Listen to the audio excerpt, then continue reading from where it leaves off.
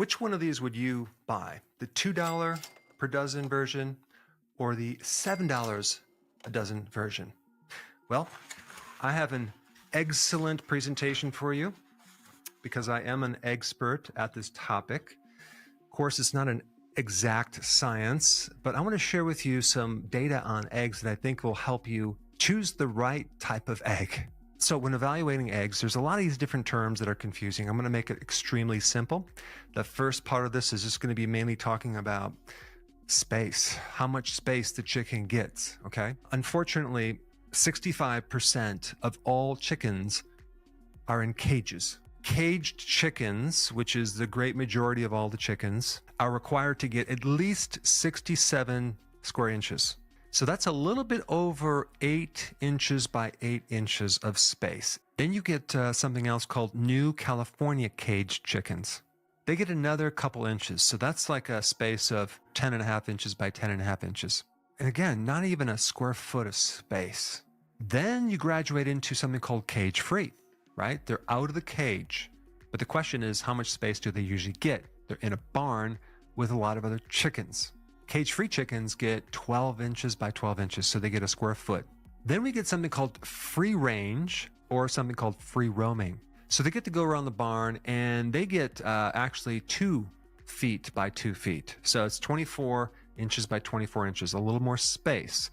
And I think they're also allowed to go outside the barn. There's some hole outside the barn. I don't know when they have access to that. I think when they're laying. And I also don't know if they have the option of stepping on actual grass or just cement. Then we get something called pasture-raised, not pasteurized. These chickens get a little bit more than 10 feet by 10 feet. So that's a lot better.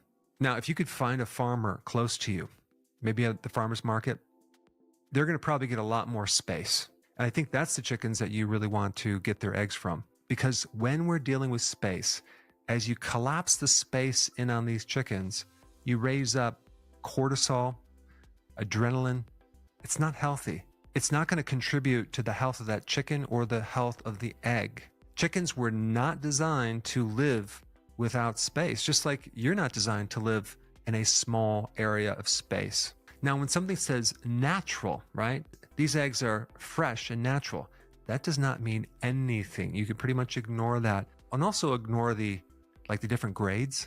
It doesn't tell you how healthy that chicken is either. What you want is pasture-raised. Now, as far as the feed goes, you have conventional feeds. Sometimes they'll say it's vegetarian feed.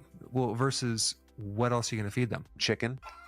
Conventional chickens are fed corn and soy, GMO. That means they're sprayed with chemicals. And that also means that they're getting a tremendous amount of omega-6 fatty acids. An average egg is not low in this omega-6 fatty acid.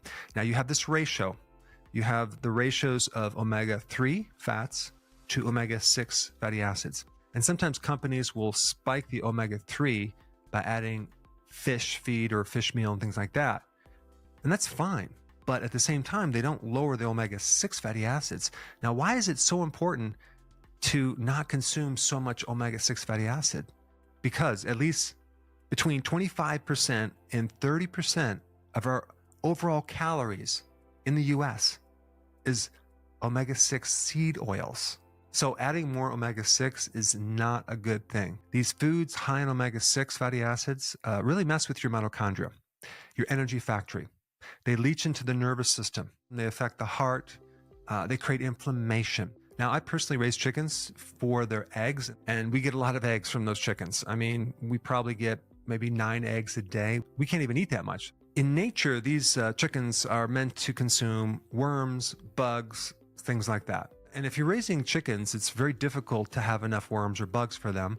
So what I was using is an organic grain mix for quite some time until I had my eggs tested.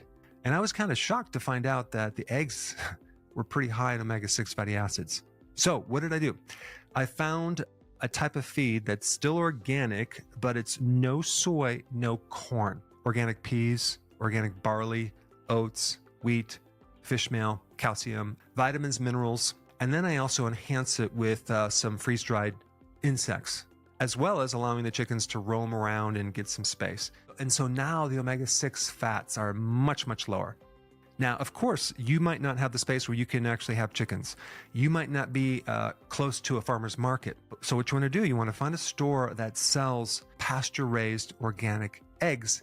And I'll tell you, it's a little bit more money. It's a few more dollars per dozen, but it's really worth it because you're going to invest in your health. You're also going to support the farmer who really cares about your food. So yes, you can find really cheap eggs, but my whole thought is you're actually investing. It's kind of like an insurance in your own health. So many people, when they actually live on junk food because they're trying to save money, they end up paying a lot more in health cost and the cost of lack of energy, the cost of not having the quality of well-being. And there's also a company called Angel Acres. I've never spoken with them, but what they do is they raise chickens in a super healthy way without doing the soy and the corn. And they've tested their eggs and they're much lower with their omega-6 fatty acids. And yes, they're more expensive, but it's really worth it because you're getting a much higher quality product. Now, there's a lot more really interesting information about eggs that I want to share with you in this video. Check it out.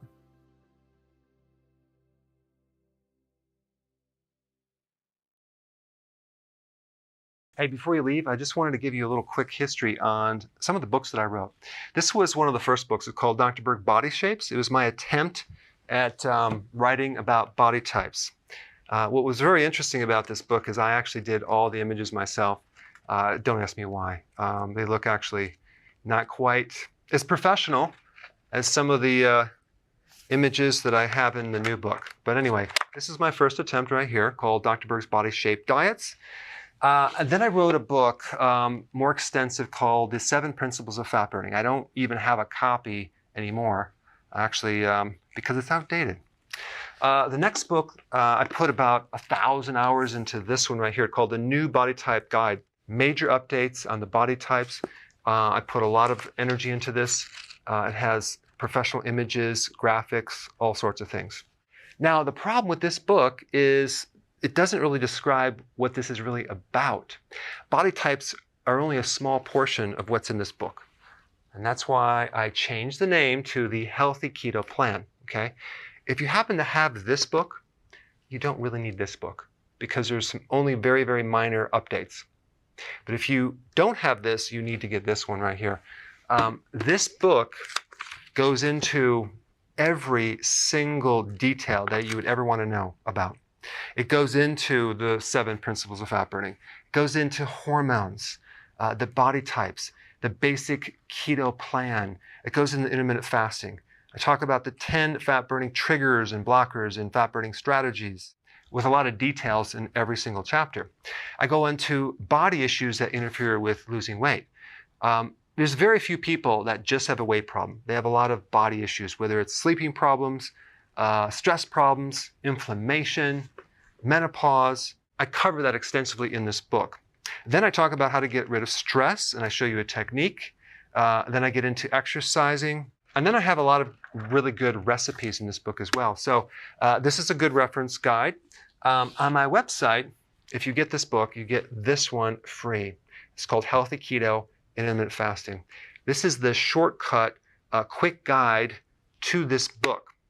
And the reason I created this book is to have you, within 45 minutes, learn how to do keto, okay, in intermittent fasting, exactly what you need to do.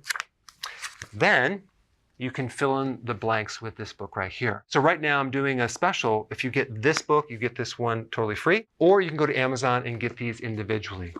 So I just want to clarify the difference between this book and this updated one right here. If you don't have this, you need to get this right here.